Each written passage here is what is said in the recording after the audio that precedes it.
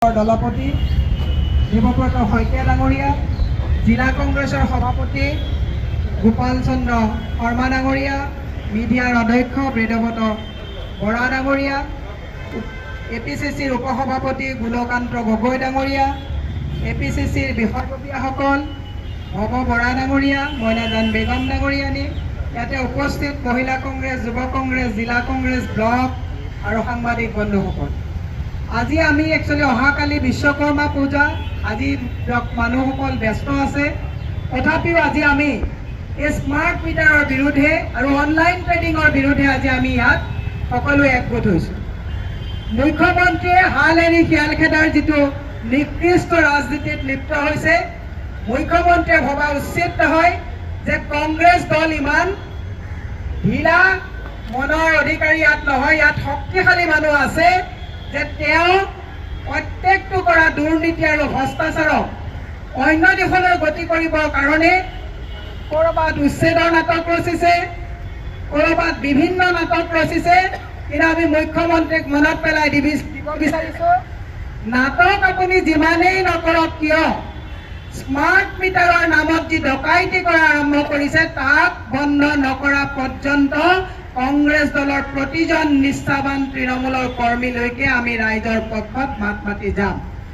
দ্বিতীয় কথাটো হৈছে, মুখ্যমন্ত্ৰীয়ে ভাবিছে যে প্ৰায় 11,000 অনলাইন ট্ৰেডিঙৰ নামত তেওঁৰ লগত লাগি থকা সাংগ পাংগ, তেওঁৰ যিবিলাক ইষ্ট মিতিৰ বন্ধু বান্ধৱ যিবিলাকে অনলাইন ট্ৰেডিঙত ঠগ প্ৰবঞ্চনা কৰিছে, তেওঁ যদি ভাবিছে যে হিন্দু মুছলমান উচ্ছেদ এইবিলাক কথা কৈ আচল কথাৰ পৰা ৰাইজক দৃষ্টি অন্য দিশত নিব পাৰিব, মই কৈছোঁ মূৰ্খৰ স্বৰ্গত বাস কৰিছে, সেইটো কেতিয়াও আমি হ'বলৈ নিদিওঁ।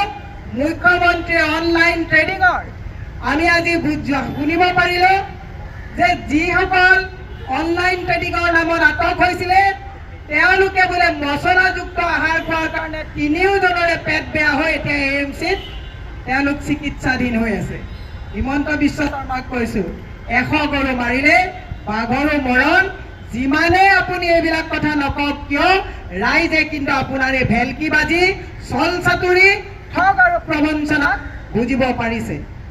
আৰু এটা কথা, আজি আমি ইয়াত স্মাৰ্ট মিটাৰলৈ প্ৰতিবাদ কৰাৰ সমান্তৰালভাৱে কালি আমাৰ বিৰোধী দলৰ দলপতি দেৱব্ৰত শইকীয়া ডাঙৰীয়াই এটা খুব ভাল কথা এটা উত্থাপন কৰিছে। মই সংবাদ মাধ্যমৰ জৰিয়তে অসমৰ প্ৰত্যেকজন মানুহক ৰাজনৈতিকভাৱে সজাগ হ'বৰ কাৰণে এটা কথা ক'ব বিচাৰিছোঁ।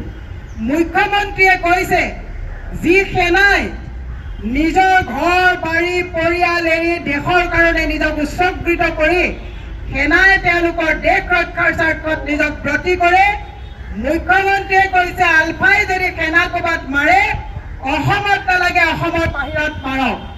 মই মুখ্যমন্ত্ৰীক ক'ব বিচাৰিছোঁ, সংবিধানক শপত লৈ সাংবিধানিক পোষ্টত অধিষ্ঠিত এজন মুখ্যমন্ত্ৰীয়ে এনেকুৱা প্ৰৰোচনামূলক, দায়িত্ব জ্ঞান নথকা, আইন উলংঘা কৰা, সংবিধান বিৰোধী কথা কোৱা মুখ্যমন্ত্ৰীয়ে আইনৰ আওতাত আহিব নে নাহিব, আমি একচুৱেলি থানাই থানাই তেওঁৰ ওপৰত এনেকুৱা প্ৰৰোচিতমূলক আৰু সেনাসকলক মাৰিবৰ কাৰণে উচতনি দিয়া এনেকুৱা ভাষণক আমি একচুৱেলি গৰিহণা দি কেছ ৰেজিষ্টাৰ নকৰিলেও থানাই থানাই কেছ দি ৰাখিব লাগে।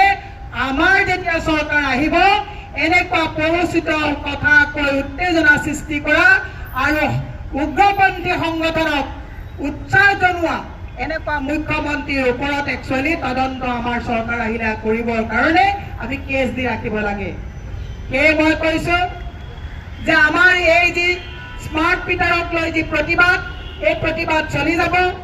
ইয়াত আমাৰ বিভিন্ন বক্তা আছে, তেওঁ লোকসকলে ক'ব মিটাৰৰ শোষণ বন্ধ কৰক, স্মাৰ্ট মিটাৰৰ দ্বাৰা অসমৰ গাঁওবোৰত চলি থকা শোষণ বন্ধ কৰক, স্মাৰ্ট মিটাৰ বন্ধ কৰক, অনলাইন ট্ৰেডিঙত জড়িত লোকসকলক গ্ৰেপ্তাৰ কৰক।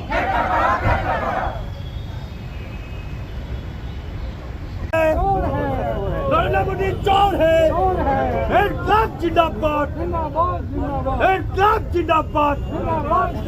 প্ৰৱৰ্তন সঞ্চালকালয় থাকে। প্ৰৱৰ্তন সঞ্চালকালয়ে এতিয়ালৈকে কোনো মন্তব্য দিয়া নাই।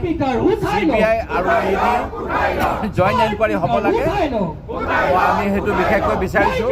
আৰু যিসকল ব্যক্তিক চৰকাৰে ৰাজআতিথ্য দিছে, কিয় ৰাজআতিথ্য দিলে এগৰাকী, তাৰ তদন্ত হ'ব লাগে, বিষয়াৰ ওপৰত শাস্তি হ'ব লাগে।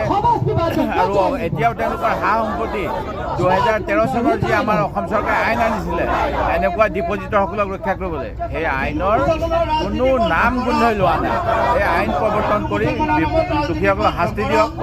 স্মাৰ্ট মিটাৰ অসমত চলাইছে আদানীক লুণ্ঠনৰ সুবিধা দিবলৈ, এই স্মাৰ্ট মিটাৰ বন্ধ কৰক। কিন্তু তেওঁলোকে কৈছে যে স্মাৰ্ট মিটাৰৰ কাৰণে বিদ্যুতৰ বিল বেছি অহা নাই।